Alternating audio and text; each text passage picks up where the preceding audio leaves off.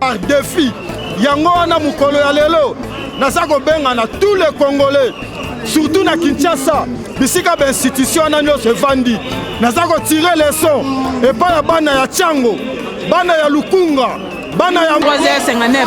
Siko naka o ke akente. Message non passé pour le peuple congolais. Message non passé pour le peuple congolais, et le message ya peuple congolais azaka debout, allez mbaté. Peuple congolais.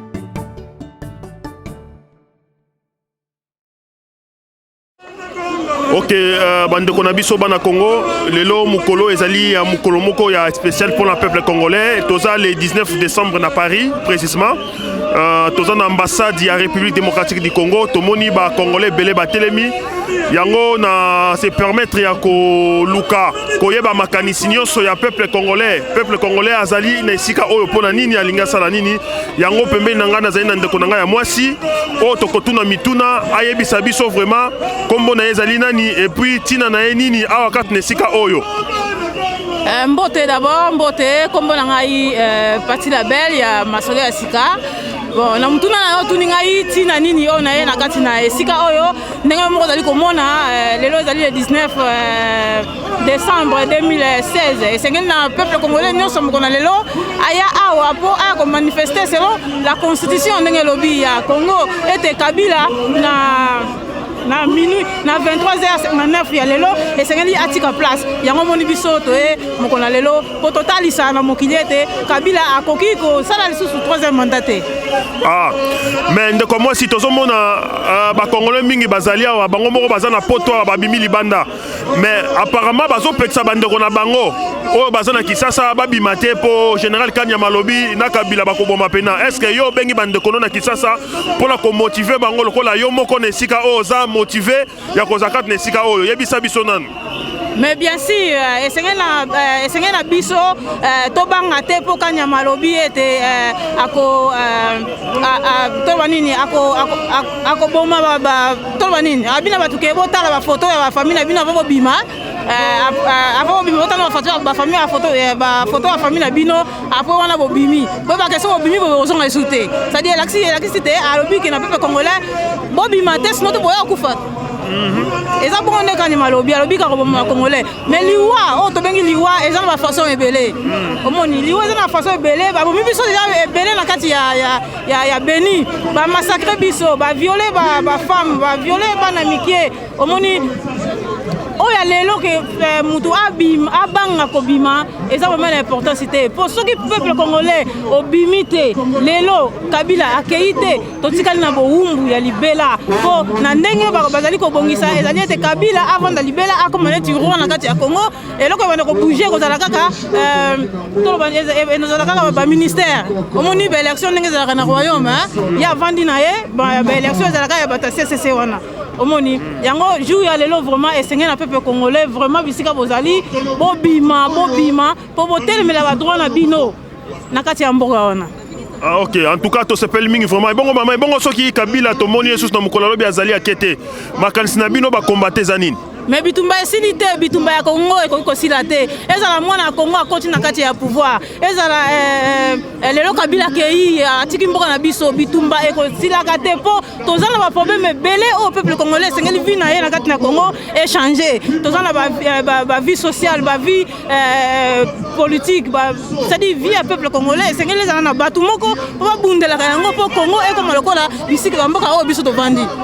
Ok, na sepeli mingi bandeko bon moni bino moko ndenge bandeko na biso Congolais baza déterminé pour na côté le vraiment oui ya ko lakisa pena que non o ezali na moto babengi Kabila Hippolyte Kanambe fois tika mboka na biso kende na bandeko basi na malili openza batiki bandaku batiki makambo nyonso bazali kosala baye a kokutana lisanga ya Congolais pour na côté le mapona mboka yo o bisiko fandi oza Congolais des fois zolo bana bandeko mususu a mboka na bino Congolais nazana tana ngote mais mboka wana eza esika oyo uta esika baboti no bazali esika oyo bimela mboka oyo tozala kwa bapaya tozali lokola toye kofana na mboka oyo pour un temps peut-être bana biso peut-être bakotikala ah mais biso tozala bandeko kuna tozana makambo ebela kosala kuna yango naza koyebisa bino Congolais nyonso bisika ozali telema bondela nzambe mais kobondela kaka ya pamba te bima libanda loba pona tina ya mboka na yo pamba te tozana posa ya mutu nyonso aza Congolais asala quelque chose pour na Congo. On ne peut pas aider tout le monde, mais tout le monde peut faire quelque chose. Si tu te lèves pour faire quelque chose pour le Congo, on verra les résultats. Alors si tu te mets chez toi à la maison sans rien faire pour le Congo, on verra rien du tout. Regarde-nous. Tozali ala bandorabasi, aza kitoko boye, mais atali kitoko na été atali Congo alati sapatu ya bitumba aye pona kobundela Congo yango yo pe bisiko zali telema pona Congo nzamba azala na bino mbote na bino nyonso bana ya Congo bisika oyo bozwami lelo tozali le 19 décembre 2016 tozali awa na kati ya Paris mais toyaki awa banda le 17 tobandaki na manifestation le 17 le 18 toyaki awa lisusu lelo le 19 toyali lisusu awa po lelo eza majour oyo esengeli mandat ya Kabila selon la constitution ya Congo et si la à partir à 23h59 yango moni ndenge tozali awa toyeba to ebele nazala bandeko mususu oyo bakoki pe ko passer un message na bango pona mokona lelo pe on se présenter d'abord liboso ya peuple congolais kombo na onani ngai kombo na ngai monsieur Godefroid Mabanza Milabu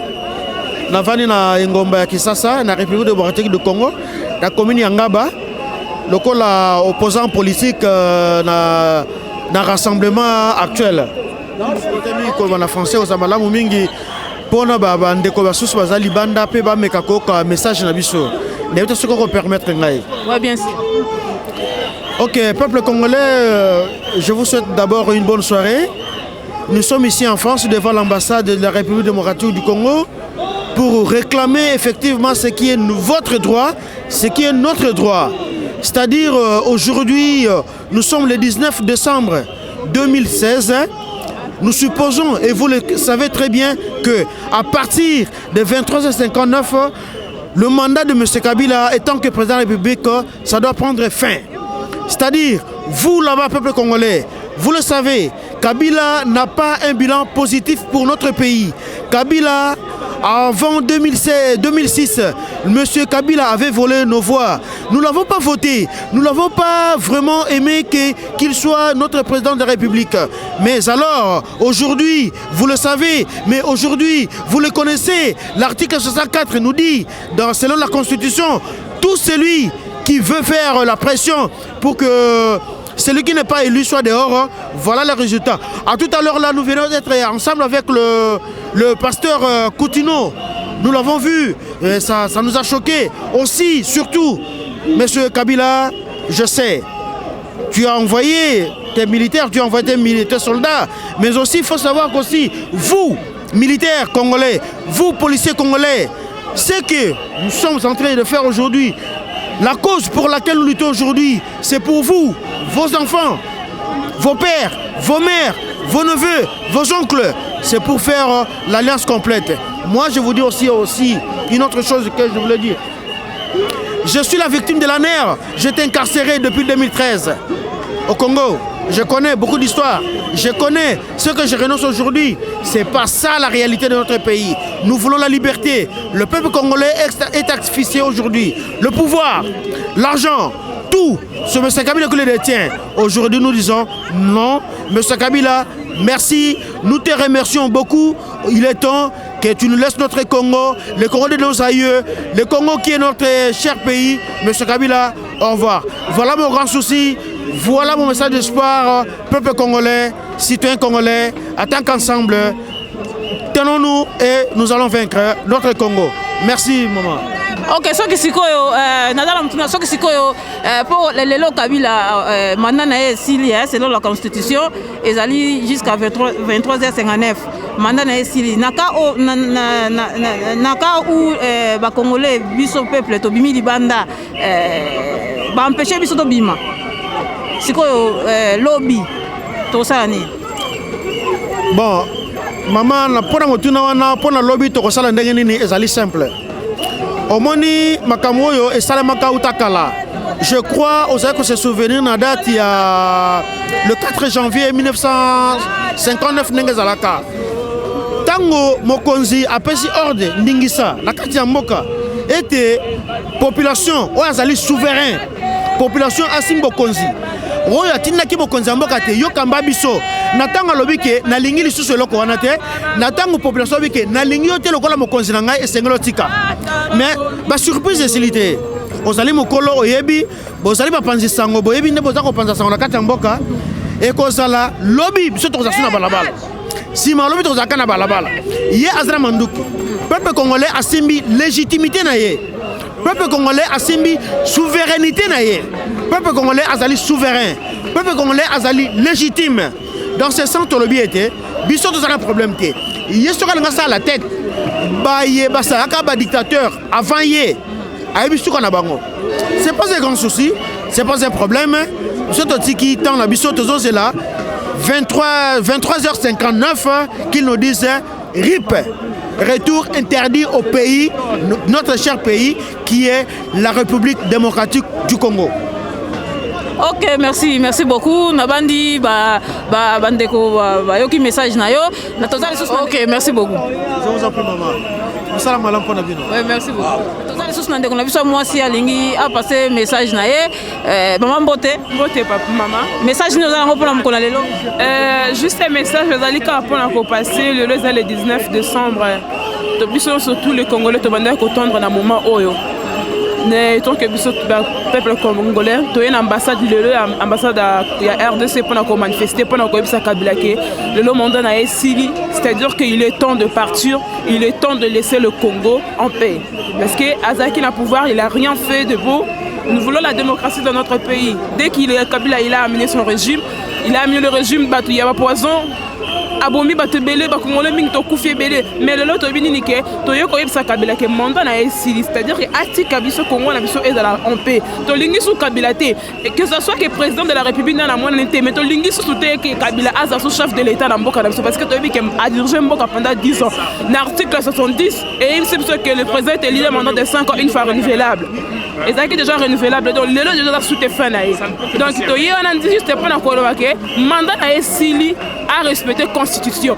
Mon père comme né le ezali akata mboka ezali constitution et tant que bozo piétiner constitution c'est-à-dire que mboka ngo bozo respecter mboka te et on to yele lo pona koloba ete bo respecter constitution et mboka ceux qui bobo respecter constitution mboka biso ba congolais bisika sto zali to côté les mapoko to ko appliquer article 64 biso ba congolais to côté ma partout ata ba Congo bozo boya bande on so ba manifester mais biso ta ke ba congolais ba congolais to za mboka msuto ko manifester pona koloba ete ke il est temps que Kabila a ce pouvoir à respecter la Constitution. C'était juste ça le message. Ok, merci beaucoup. Nabi alingi a passé le message na ye Mbote papa. Merci maman pour na Mbote. Comment na yo nani? Nga komo na Manzambi Baoto na Botami na commune ya Kishasa na quartier Ngwaka.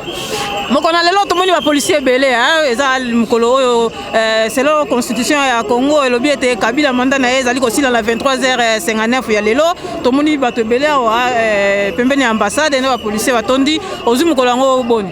Bon normalement on a remercié na Nzambe po na moni mukolo ngo lelo parce que révélation Nzamba zwaki po la constitution basalaka et arabe biso la population te bango ne ba konti basala constitution na bango na maye na bango bazu décision que le 19 pour Kabila tika pouvoir mais ngala zo kamwa ke Kabila ta basala constitution ba pesa yango atanga yango andima yango lelo et comme po longwa et comme problème et a pas si mingi parce que et aux la plaisir à jeune et ça pour la première fois na Congo tous appellent na vice président Morazala Bomoyi on pas ko ozala à vie à ne pas soit idée et comme ba manifestation partout dans le monde batbalo ba rapport na Congo donc fierté na biso ba congolais et sili pour la mutu moko ka Kabila population elingi yo te toyambaki no maboko malamu toseplaki na yo oye osali mosala eza mabe meme na classe soki osali mosala ozwi te etaka bitumba te okolonga mpe classe te okangi motema ovandi orefrere susu mpo lobi ozwa classe ntango yo asali manda na esili atika tolobi ta kima tolobi ta kufa atika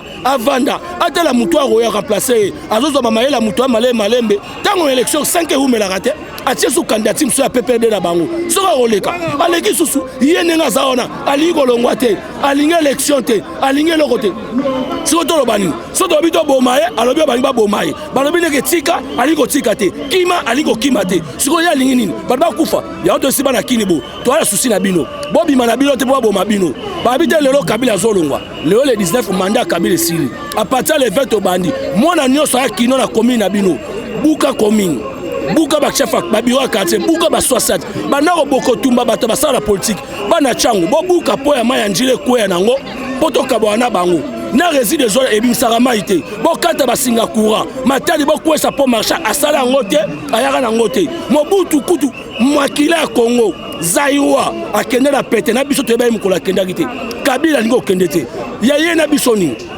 yaye na biso aodirige tolingi ye te akende nde tozonga tali tokomi na poto kotenanga malili oyo toya kovandaka boye mpo na mutu moko atuka nzambe asala grâce mpo Kabila akende mpo mboka biso ezala liberté na remercie bino mpenza. Ok, merci na yo mpe.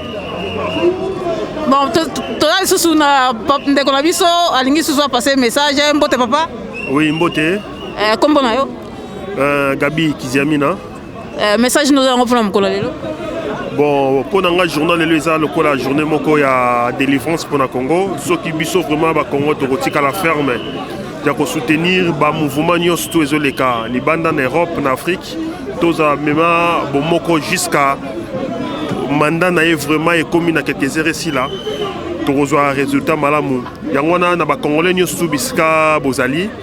Même si bozomona ke bandeko mosusu libanda baza kosala ko minimiser affaire oyo ya koloba ke Kabila okende te Kabila aza kaka akozala kaka wana eza maloba malamu mingi te vraiment mpona baoyo baza bacongolais nalingi koyesa bino il y a toujours l'espoir ezala parce que c'est un pays oyo eza vaste eza na bato ya makasi bazali bato baleka oyo bino boyebi touti kobungisa bato ya makasi mosusu kola Mamadou Ndala bazala na Congo totika koyeba bango te or ke bazala donc Congo eza mboka moko eza tellement monene bato ya makasi bazali yango wana il faut to arracher yango na maboko ya banguna tolongola yango na maboko ya baétranger de peur que to vivre mboka na biso ndenge ezali donc mingi ya koloba eza te biso tosambelaki mingi vraiment que na état spirituel à Congo que Nzambe a délivré dans le Congo spirituellement et puis physiquement aussi il faut tout manifester toute la unité wana en tout cas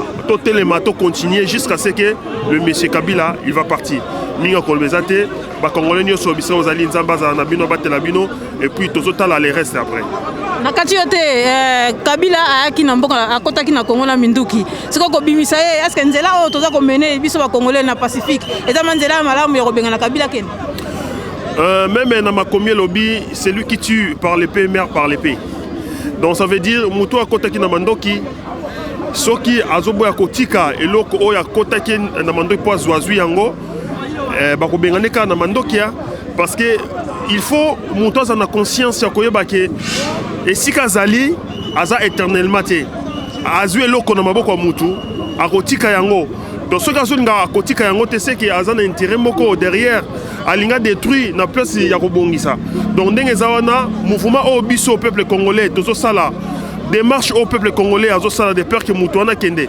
ya kotelema ya kosala pression oyo eza mabe te parce que ye moko mutu alingi eza ndenge wana parce que lokola soif wana ya pouvoir ekoti etina mikuwa azoboya kotika donc biso mpe tokotelema na susi ya mboka na biso mpe ekoti biso tina mikuwa tokotelema etina suka soki ekozala makila etanga wana ekotamaka Nzambe na bana na ye mais eloko nyonso tu mpo kimi ezala il faut un prix à payer soki prix à payer eza te moye tozwa eloko wana eza te alors tosala nini lokola ye na mandoki akotaki azwi bokonzi donc biso mpe tokotelemela ye na ndenge elongo bani toza peuple oyo mongongo Nzambe ezoyoka biso akokende mpe lolenge wana. Ok, merci beaucoup. awa te somo na nga loba kaka na projet président koya bamobutiste wana nyonso wana oyo nyonso ntangi mobutisme osali na ntango mobutu osali eloko te Kabila osali eloko te donc tosengi bokende parce que bino vraiment boluka asile na pays mosusu parce que vraiment bozosala mabadi donc tosengi na prochain président akoya prochain président akoya bamobutiste oyo nyonso ntango osali na ntango mobutu tozoleka bino mawa bozozonga bosala eloko te bozonga vraiment do boluka asile koto mosusu tosengaka na babobutisme oyo nyonso mobutisme oyo nyonso yaki ofandaki na kati ya mboka wana osali eloko te zonga s'il te plaît toyebi ke ye moko na kati na nsima Kabila eza nango ye te eza bino babobutiste bino tout donc koko na bino atieli biso déluge alobaki déluge après ngai donc bino bolingi bosopa mpe donc bobuka mboka bolingi Kongo te Kabila tosengi mingi te richesse ya Kongo ekosilaka nango te richesse ya Kongo ekosilaka jamais ekozalaka kaka mais ozoyiba mais boule quand même peuple moi mukie tia moi mukie quand même santé bien bazolia bien lelo ekomi nini mbwa suka tala décembre bambwa basili na kini na baniao yo Kabila okoyiba ti wapi bamillion wana bamilliard wana okendango mpe ti wapi tozoyeba te bamilliard tozali awa ofandi awa bambo ozobima butu nyonso na Congo na bacargo ozokende nango wapi yo mendo ofandi wana te bonde ezaka awa anga fasa kiyanke na ngai kiyankango ti wapi na senga na prochain président akoya bamobutiste tosengi bango situation no bazala bango te bamobutiste oyo nyonso ntango na ntango mobutu ozalaki osala eloko te kende na yo parce que bokumbi Kabila na erreur tala bokumbi Kabila na erreur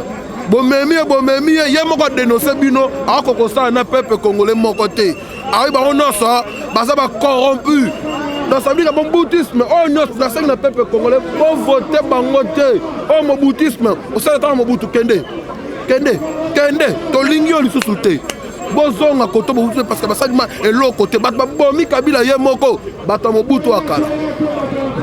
mobutu akala bazalaki na pouvoir atanga mobutu bango oyo bafandeli mpe Kabila ole baconseil na ndenge bien bapeti bondeza awa pesa mwa parti richesse ya Kongo ekosilaka te richesse ya Kongo ekozala kaka mboka wana etikala jamais okoma pauvre jamais okoyiba no okendango ti wapi okoyiba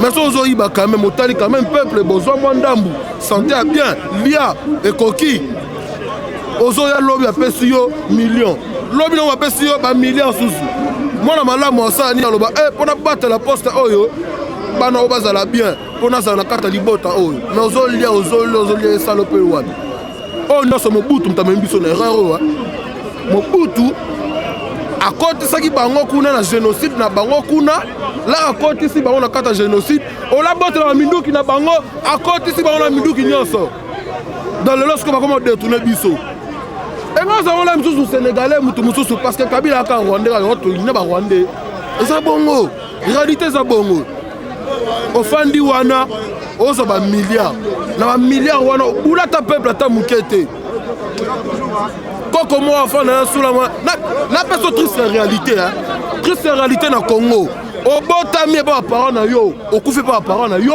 bano bakufa pa parents na yo osali nini osali eloko te osali vraiment eloko te botama pa papa na yo na bana na yo na bakoko na yo nga so na zawa ya mpo na nga te ya mpo na bakoko ya ngai na baoyo ya ngai na baoyo bakozala bana na ngai yango tobimi lelo soki te mais peuple congolais quand même égoïste bao bafanda na bandako baoloba nga komba na nga nini komba na yo nini obunda mpo na yo te ozobunda mpo na yo te yo oya mpo na yo oya mpo na yo ta oya mpo na bakoko na yo bana ya bakoko mais kongola fe na ndako la misusu abunda abitala bacomédien oyo bake na ambassade mpe basali mpo makelele mwa ndambu to bazoba te tosu bazoba te omoni tofanda boti wapi biso distraction mundela ebeloko moko tiela bango masanga na miziki nga alingaka miziki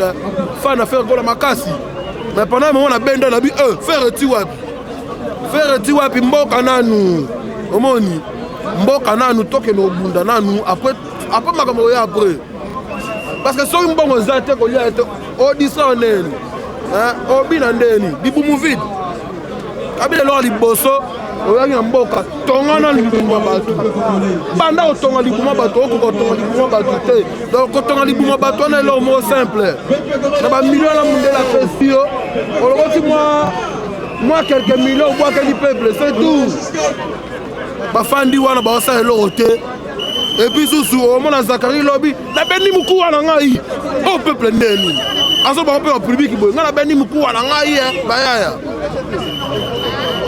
napesa exemple susu lelo na Congo banke moko ekima na mbongo bato banke mboka nini yango banke ekimaka na mbongo bato vraimen mboka nini omona désordre eza na kata pays wana banke me elongwe ezwi mbongo bato ekei nango vraimen bon baréclame mpe te dans l'état balobi na eloko te ekei nango mpe kaka bongo.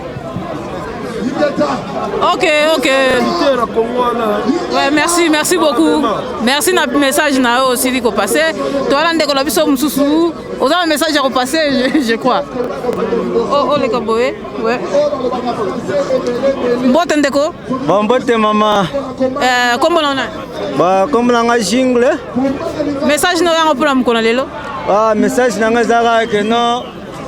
eloko mboka biso moye bonga toza sisi mboka ebonga toza besoin te que non toyaka kotelema boye tokangaka banini ocomprendre mais ndenge ezawa ezosala biso mpasi bala memende wala bamabunde ezovimbaka bato batie basaki ya mungu na monoko toyeba te balingi kobongisa mboka te bazonika libumu na bango na bana na bango biso mpe awa neti jour wana mwana kimbuta biki nanga bare penza mwana kimbuta penza nango naluka baya yango so baza wapi oko baza ebelawa mwana mona bango eza te mina landaki olobaki bakombata to bakimisaki ye ezaki bakombata nini ezaki bakombata kaka tozaki bato baka bakombata parce que bazaki na biso ensemble bakipe badrapeau ndre donc baza bakolabo nomona bayi na système ya kolabo baotala biso baoseka biso kwa biso bato tosouffrir bango baza bavia bien bango mais toyebaki biso toye awa nde mpona susi ya mboka na biso mpo bandeko na biso mpo baza kuna okompane mundele jamais aza awa desordre ezosalema na mboka na ye babebisimaka mboka na ye omona ke bango mo bakotelemela omona François Hollande oyo batelemelaki ye ti ye moko na sukasuka bini te ata su candidature te mpo oyo ya biso akotika te mais na comprendre te baaméricain bafrançais banini oyo bato bakotelemela ye te baanglais baitalien surtout belge colonisateur bende babelge bakoza solution te mpona onyama oyo bakanyama oyo tu ondire aza mwana mboka te kanyama ondire aza mwana mboka te vraiment muluba moko ya bolole obenda baluba babende ya tyanana aza busopa omona esangaka pasi na regrete kaka bato oka bakanyama balamemende bazakari oyo bata mobuto nano baprésident de l'Assemblée nationale bakengo wa dondo ebele baosala nini kengo wa dendon baosala nini bayibi na mobutu batisekedi ndenge moko surtout nano moto oyo Assemblée nationale cardinal na biso cardinal c'est grave cardinal Mosengo vraiment excusez-moi pour babenga namoni oyo eza appel akini. Ok, merci beaucoup papa Mbote mingi kombola yo Patrick voilà message à repasser pour mkola lelo tu Suisse naye uniquement lelo parce que biso na Suisse tola na manifestation samedi le 17 na malheureusement na kene qui passé na qui préparé déjà na ya na Paris parce que nazola na maloba ya président Hollande fin de mandat signifie fin de mandat la constitution doit être respectée biso to bali ba mindele. Donc, Mundele Sokalobi Likambo point sans commentaire, il faut qu'on respecte yango. Tous un système yamboa tatiki dimfumwandi, mboa sevele. Donc, wana maloba ya maiza mansi. Donc, mboa komi kolia mukolo na ye, mboa komi ko ganga. Donc, ndenge tozalibu na Congo, tozana commentaire tenga na yebilisu Congo te ça fait 28 ans. Alors, nazana tinate ras-le-bol mutu nyonso ayebi bien.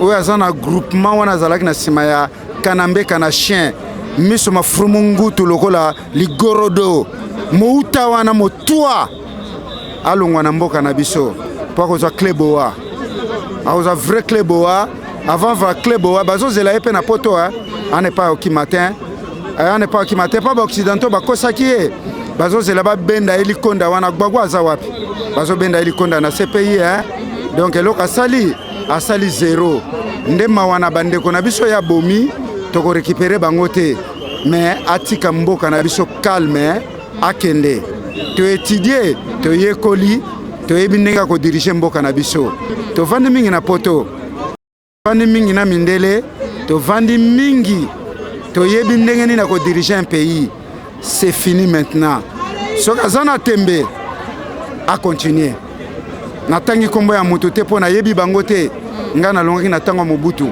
na 88 ti lelo nazonga na ngai na Congo lisusu te mais na minute oyo naza na posa mboka na ngai parce ngai naza vrai congolais ne à Kinshasa mwana mai ndombe mboka na ngai ibali na boyi nakende kokuta chinois comme chef coutumier ya mboka na ngai avant cela je gorge Kabila merci bien.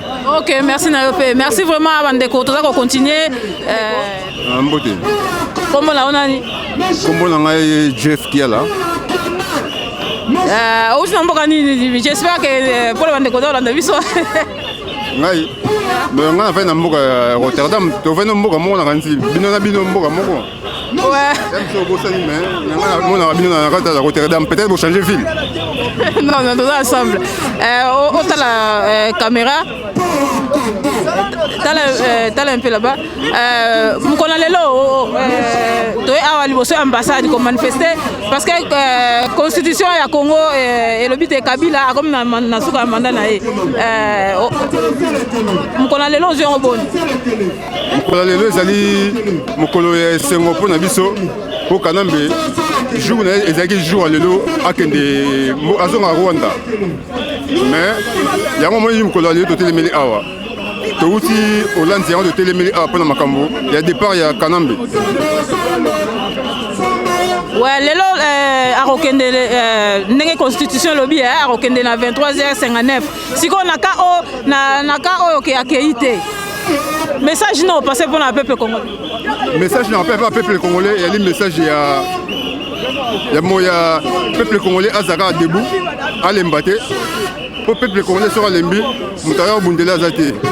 Donc il faut quoi? Allons na bombo azanango.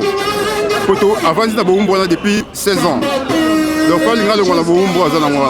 Yango le retour c'est pas peuple congolais tellement. Surtout pas na Kinshasa n'est pas tellement, province c'est pas tellement déjà. C'est quoi les autres comme dans presque 2010, presque 2017 c'est comme nango. Est-ce que combat? Pour la naki batum sous babia te ceux qui Kabila qui étaient barotika na bango bitumba. Est-ce que 2017 combat va continuer? Bon 2017 combat va continuer. Pour la non le 2017 c'est continuer. Donc on est sur 2017, mais tu m'as dit déjà, c'est la calamité de on sait déjà. Avec na kao Kabila boy ko kende. Mais c'est au tellement de libérer pour les basous hein. Depuis on est déjà la calamité. Pour le 19, lobby le 20, donc si na minute na 23h59 fois qu'il était déjà. N'engé constitution et lobby. C'est ça. Ok, merci beaucoup. On a aussi dit qu'on répondre. Merci maman. Pati la belle. Comment il y a pas beau salut. Moi la belle. Ouais, bien sûr. Bien sûr. Pardon. Toza ba jeune na biso awa ya France awa bali bazana likambu ya bana moya koloba na ko pesa bango d'abord mbote. Ouais mbote moi aussi. Mbote sert na ngai. Akomba la bino na. Ouais ngara Bifris le New Jack de Paris. Comment on a Guicha? Mukona le 19 Kabila mandat na suka na 23h59. Borlobani. Ouais to le barak pouvoir bazwa kabatikaka. Kabila akende na parce que toi na posa mboka la biso. Le 19 mandé Sili, il faut qu'il y ait lelo, lobby, mboka la biso avancé, tolingi suba Rwandais, yango le monde ça pour récupérer mboka la biso. parce que bandeko na biso kisasa lokwa babloke kuna biso tomanifeste a yango lomoni toza bavie bakati babulo bamare babimi na bamalili nde toza liboso ya ambassade tobuka torécupéré mpo bayoka na bandeko na biso ya kisasa bayokaki toza sikoyo soki polise empêché bino bosani police so empêché biso tozaka désordre parce que ana droit boma mutu te toana paye la loi toana paye ça droit de l'homme police ana eloko ça tanga na posa a calmer oyo calmer parce que bientôt là tokotumba ba voiture parce que assurance est foot ah ouais. Ok, merci. Non, le bakaka nga koutne vous qui ngai mais toeka apona to bundela mboka quoi. Bundela mboka so police encercler biso mais c'est pas grave. Même si encercler biso to doit toujours solution to kotaka kuna na mbako na ndako na biso comme d'habitude quoi. Ça là qui vous tout train à motiver ba tout kangi prince wana tout. Embouteillage salami ngam tu la motiver. Kalaté sur la zone location méthode moi li kolo li sur la motiver sur to bima. Ah ouais. Ok, na sepel ka comment on aussi on a site na kitoko. Bola ndara site yo site kitoko do image boy ba bota boy do dega. Bon na pour le mboka. Oh le bela mambo musique baftika la musique za site ya mboka ya bana mboka ya biso ba congolais. Na sepel ine na monyo bimi na malili po ba misu balali. Mais yo tango bimi se ko na posa mboka ya français. Courage penda. Christian Kabondo il faut yaka ba mina il faut ba mona yo ye ah Christian faut ya. Masalanga livre parcours. Ba yete mais basoya. Na sepeli sir. OK, nga pe na sepeli merci na bino, merci toi na papa na biso azali na message ya ko passer mbote papa. Bonsoir maman na biso ya chroniqueur. Ngai Jacques Kunzi. Bon, toza na ambassade à France. Toyeka kapona ko manifester na cause ya makambo eleka na mboka na biso. Et ça m'a passé makasi parce que constitution wana tango basinyaki yango eza lokola banganga nyonso ya politique ya mboka na biso basanganaki de façon que pona kosilisa mambo nyonso ya mabele ka na mboka. Alors M. Kabila neti ngane na abo na votaki yo 2006 2011 toyebaki ke osala deux mandats na yo osilisi okomi sénateur papa neti biso ba jeune to sepelaki makasi ke tozwi président ya jeune et ça biso bien to kozwa misala mais biloko yango ti lelo to sentir yango te pasi makasi bato bakufa chaque jour na mboka na biso tala mboka na biso ya Congo na minute to ana 3 catégories ya prison ba prisonnier liboso ba vie na biso ba yi politique o bakanga ti lelo bazana kati ya prison ya mibale eza biso bato za na poto toza pe ba prisonnier parce que mutu o aleka de na TV to na kati ya ba message kaya ya ba YouTube o Kabila soka moni ona batu na ye okozonga sumboka te so zongi mboka bakangi yo babomi yo wana eza lokola deuxième catégorie ya ba prisonnier troisième prisonnier ezali peuple congolais o azoko souffrir na mboka na biso peuple congolais aoko vivre na $2 na mboka ya mapasi makasi souci makasi biso bandeko bakufi meloka na ko lancer na mboka na biso bana kisasa mobimba bana République Congo mobimba surtout bana njili bana changu eloko na oloba na bino moni Kabila le père tango akota kama mambo to sala lelo biso na minute wana ambassade to lala awawa bino pe kanyama akobate la ville mais soki boyindi sina kimbantseke botumbi mwa komina kimbantseke wana bataki ngasani batumbi mwa komina kimbantseke bataki kisensu batumbi mwa komina kisensu bandeko na ngai bosimba eloko ya bandeko na bino te bokota na ndako mutu te biso za na posa nde Kabila akende peut-être lobby moi changement ekoyi kokota tala biso plateau za bien si toi na poto meto souffrir na ministre ali banda malili makasi meto souffrir toi ba prisonnier bana kinalo bana bino toi ba prisonnier parce que ça ne belé na mboko akufela papa akufela mama akufela ndeko te bemba monate cimetière a monate parce que moi zonga mboka ezate bakokanga ye alors message kana relancer monsieur Kabila papa mais toyambaki na esengo osali demanda na yo otika pe baninga basala de façon que mboka progressa bongo lelo Hollande tango alongwa na gouvernement gouvernement nyonso échanger gouvernement ya sika eye place Hollande asukaki gouvernement ya sika yobanda wana baketi kuna bakosukisa ntango mpe gouvernement wana ekosuka gouvernement ekoya wana place bango bakosuka babandi petit place bakosukisa mboka etambola lolenge wana mais papa pourquoi kotingama na pouvoir lokola ozongisi biso na image ya Mobutu et puis na image moko ya Mobutu kutu malamu obomi bato olie bato 425 bato kundana maluku ba famille na bango ti lelo bamona na te ya mapasi makasi pasi na souhaiter kana bana kini bino nyonso bozala malamu bozala bien mais souhait na biso eza vraiment Kabila akende vraiment merci.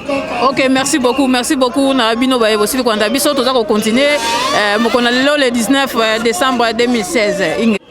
Ok bandeko tozali na ndeko na biso combattant Goliath toyaki na ye ensemble aza pe na likambo ya koloba pona mokona lelo mbote ndeko bon mokona lelo monyango boni lelo le 19 Kabila fa kende na minuit na 23h59 il faut akende c'est la constitution ya Congo lobi il faut akende yo moni mokona lelo boni to lelo kokutana awa na ambassade bato batondi ba policier pe baza ebele yo zongo ndenge nini pour la CP comme on a peuple congolais soit sangani awa to ebele na kata Paris pour la na souhaiter que yemoka kende malembe atika na moi tangu muke soka keite biso ko continuer toujours côté les mélayer mais bino za kabata manduki lelo boko bato pacifique non côté les mélayer ko ka pacifique côté la pacifique to côté les mélayer ndenge nyonso. Ok, merci vraiment. Plus Yarolobozan ou bien Osukiwan. Bon, na comme Yarolobate pour aussi veut toujours mouvement pour que la ambassade quoi. L'attaque la police va boy kasi boko takuna bosani. Tokola la ti lobiti mukolo tokota l'ambassade.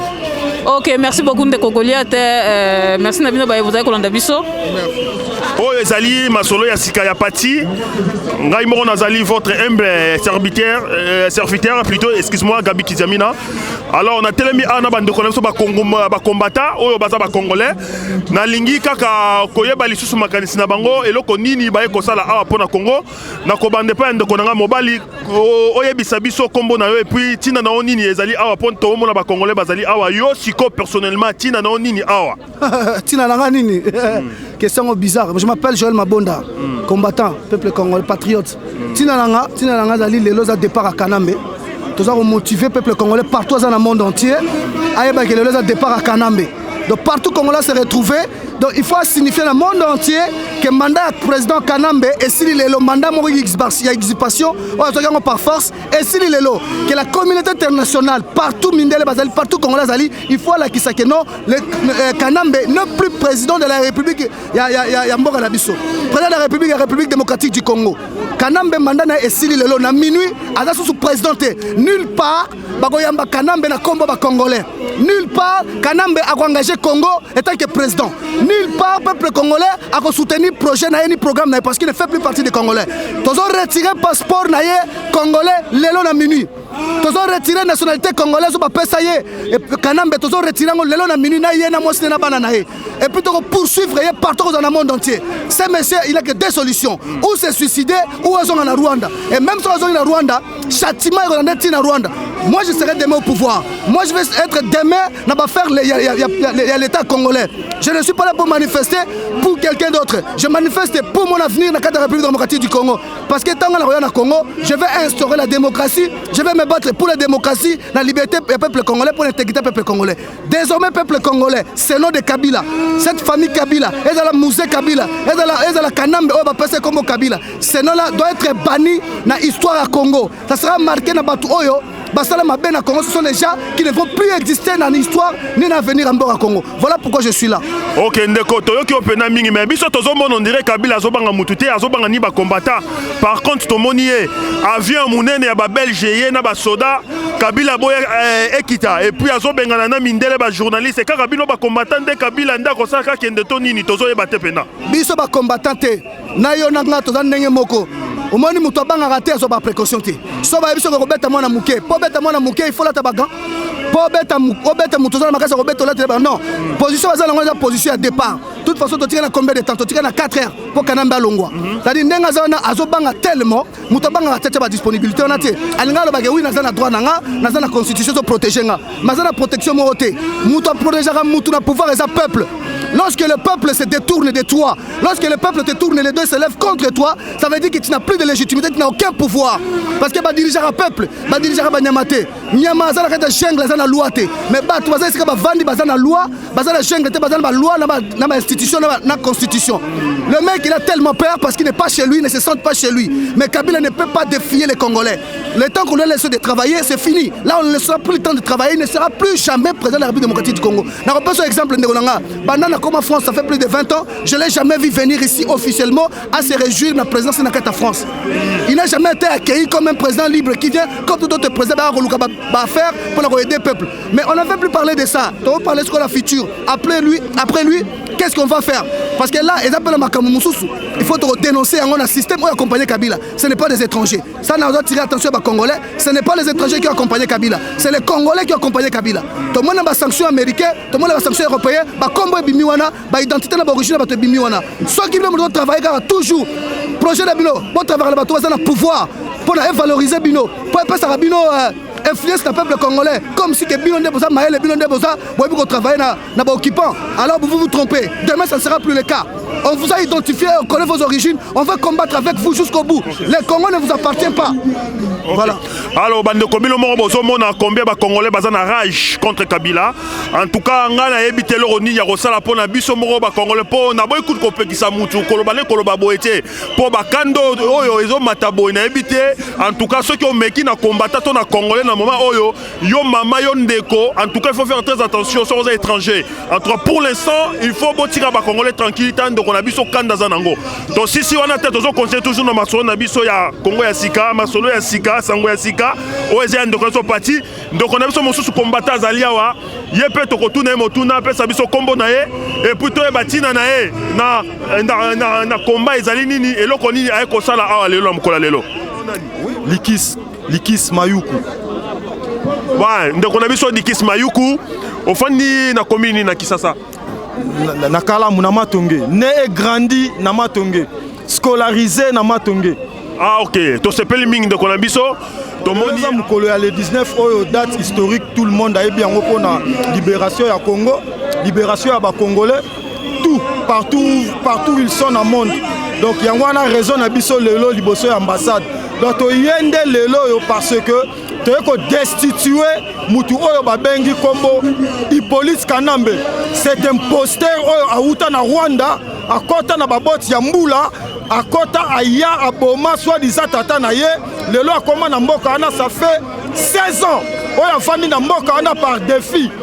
Je m'en souviens akota na mboka wana nanu bongo ndenge wana batia na 2001 ndenge wana peuple a voté été na 2006 ayibi nini ya Bemba na 2011 ayibi nini ya Tshisekedi donc avanda na mboka wana par défi yango wana mukolo ya lelo naza kobenga na tous les Congolais surtout na Kinshasa bisika ba institution na nyonso evandi naza ko tirer leçon et pas ya bana ya Tchango bana ya Lukunga bana ya Mwamba bana ya Funa bana ya Tchango bisika nyonso boyali bana Njili Masina Kimbantseke Kisenso bozela mot d'ordre ya politicien moko te na Congo bose soulever po mboka wana destin mboka wana eza pa na bino ba jeune bose soulever bisika bino nyonso tu boyali bokanga ba institution nyonso ya mboka wana ba maison communale ba église catholique bisika nyonso tu eyali botia yango moto botumba yango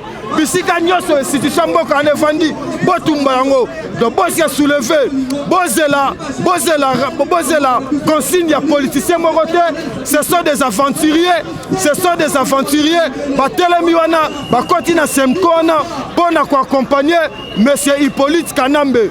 Donc bose soulever bisika nyonso boyali destin mboka wana eza na maboko na bino Voilà message nanga yango wana. Mais ndeko na ngai mais ngai azomona ke batu mingi bazoloba ke Kabila asali eloko te na mboka na mais batu mosusu pe bazolota mboka bazoloba ke abongisi banzela asali makama minene oyo bino boza ko ignorer oyo biso ba Congolais tozoboya yango yo siko na nyoso wana lobi nini.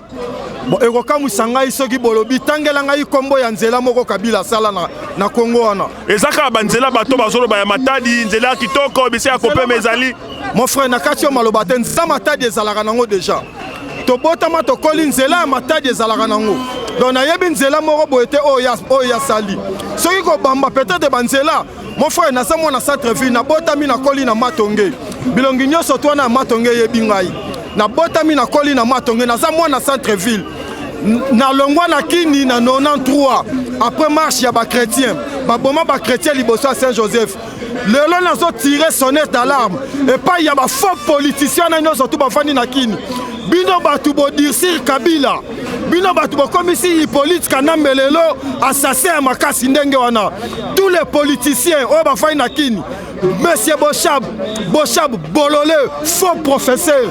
Bochab, bino nyonso to bafandi wana ya PPRD. Lelo il faut boye baka.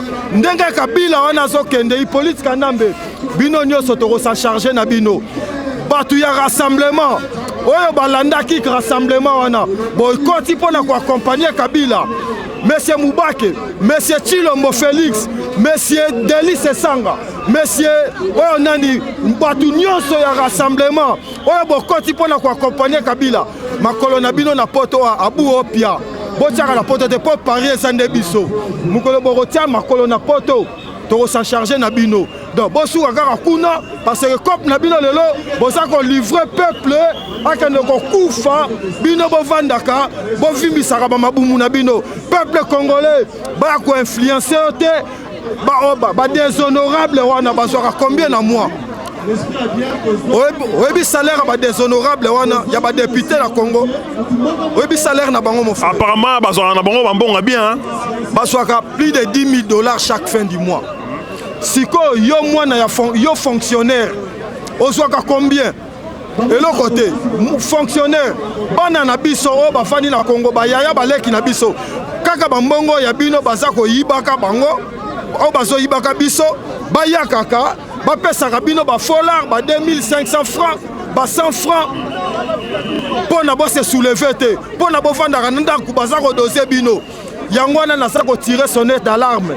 Bisika nyonso tu bovandi bolanda ba faux politicien wana te classe nyonso politique tangu bolole wana za ko kende nenga za ko kende lelo à partir ya 23h59 akende te mais ayebaka partout où akozala toko sa charger na yo Kabila oyaka mboka wana maboko pamba okozonga mboka wana maboko pamba baboshabi bino nyonso bozalaka na eloko te bokotika mboka wana partout où bokokima na poto wa toko sa charger na bino toko landa bino partout où bokozala ana mikilia bona Paris bokokutana nde na biso na Europe tout yali bokutana na biso message na biso en tout cas na sepeli mingi vraiment na li ko ebisa bino liloba moko boye gouvernement oyo ezebo ma population eza gouvernement eza diabolique c'est pas normal gouvernement oyo ezobebisa mboka eza gouvernement moko eza normalité eza ko faire souffrir peuple même la ta bible to mona que Saoul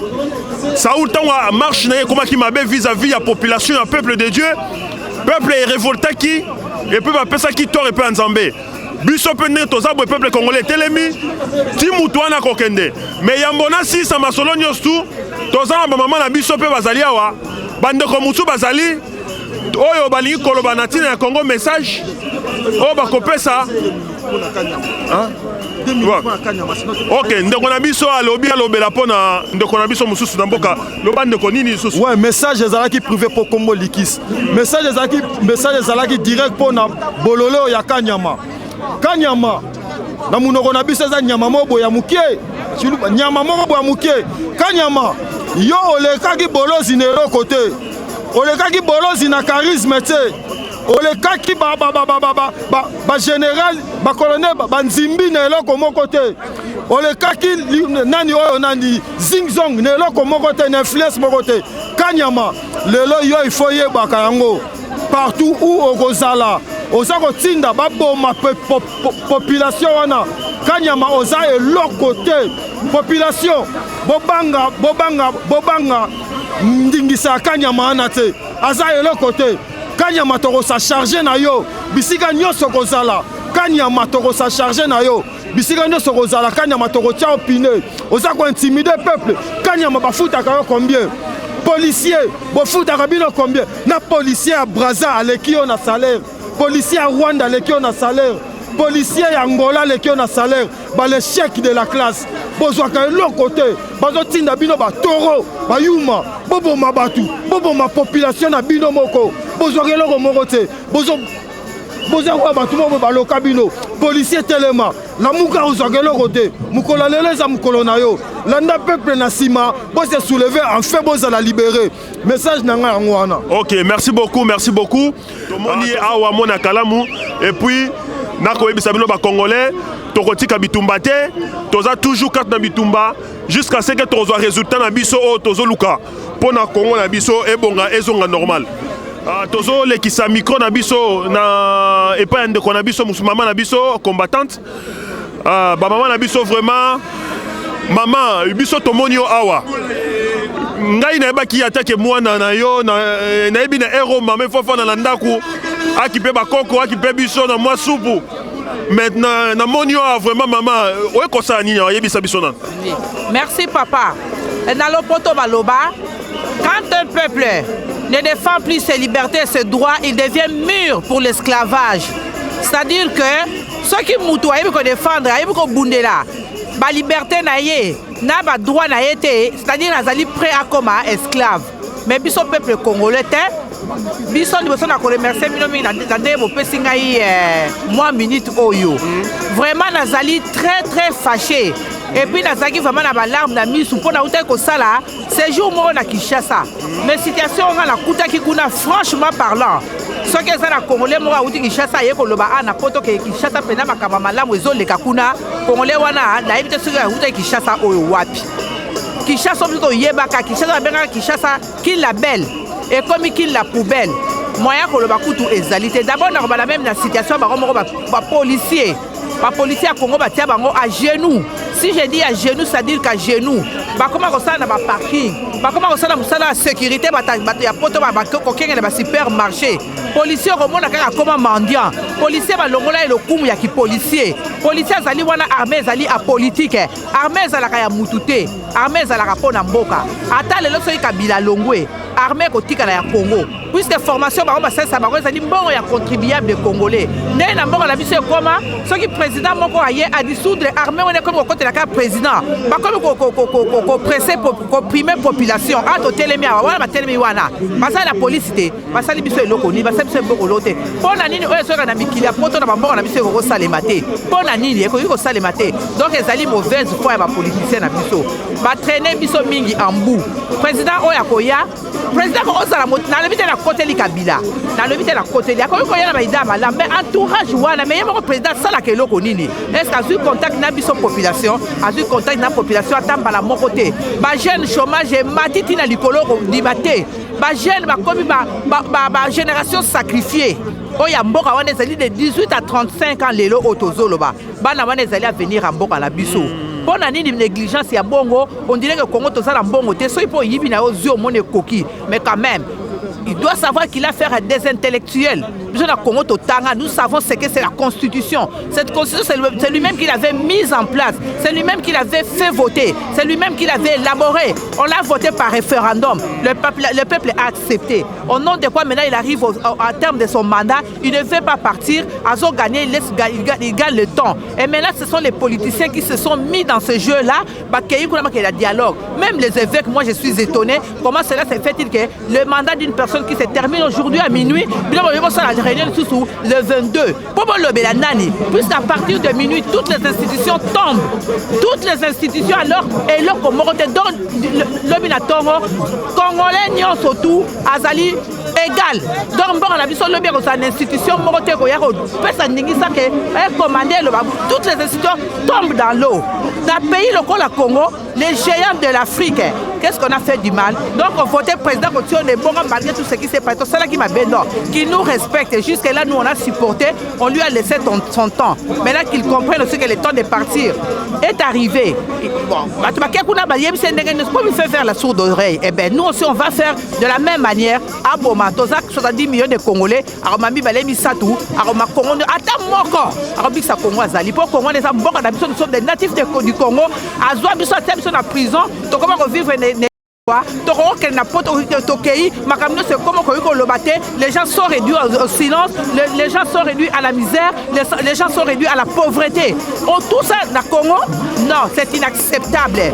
Vraiment, ceux qui placent à Zala Yorara, à Yorara, à Kende, mais s'il ne veut s'entêter, ben, le peuple congolais s'occupera de lui. Merci beaucoup. Ok, bon, Libilomo, comme maman Nabiso, Penza, Kanda et Mathieu, pour ça, on a souci à jeunesse congolaise. Et mon clair vraiment. Maman, comment on a ni Penza et Bisabiso? Gai, comment on a maman Mansaga. Mansaga, l'ingola, il s'appelle Nabisu. Donc, le colère, comment on a gagné Mansaga, Nazam Tabandundu. Marie Mansaga, Izalinga. Ah, ok, donc c'est Peli. Maman Nabiso, Marie Matsanga, et la Kissima Misu, n'est pas le loi, et Bimisama et Misu pour le Congo. En tout cas, il y a peu Bisco, Zali, Soko, l'élite. Téléma quand même. Téléma, Tala, Maman Zalia, Yo, Jeune, de Komobali, moi, si, Tala, Yaka, Sangana, Nabiso, pour tout le monde pour le Congo.